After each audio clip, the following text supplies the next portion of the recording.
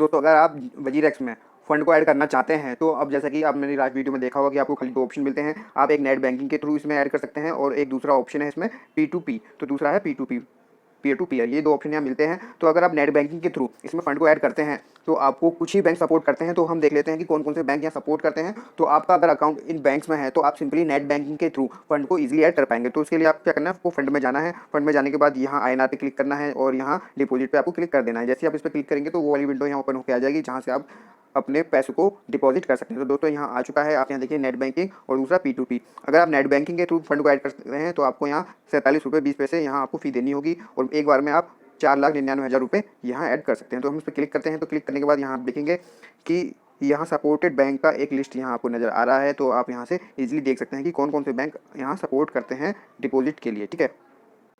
तो दोस्तों यहाँ 18 बैंकों की लिस्ट है जो यहाँ सपोर्ट करते हैं वजीरेक्स में फंड को डिपॉजिट करना। तो यहाँ हम देख लेते हैं कौन कौन से बैंक हैं।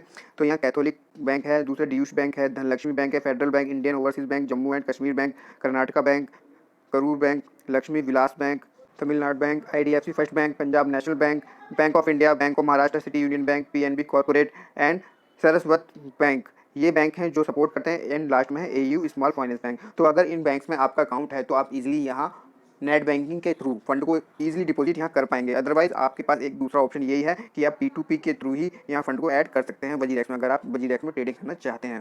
तो दोस्तों ये कुछ डिटेल्स थी जिनके थ्रू आप इजीली फंड को ऐड कर सकते हैं। और यहाँ खाली यहाँ 18 बैंकों की लिस्ट यहाँ दी गई है जिसके थ्रू आप फंड को ऐड कर पाएंगे। तो यहाँ UPI के थ्रू जैसा कि यहाँ बिल्कुल बंद कर दिया है। तो ये कुछ बैंक्स हैं जो यहाँ सपोर्ट करती हैं।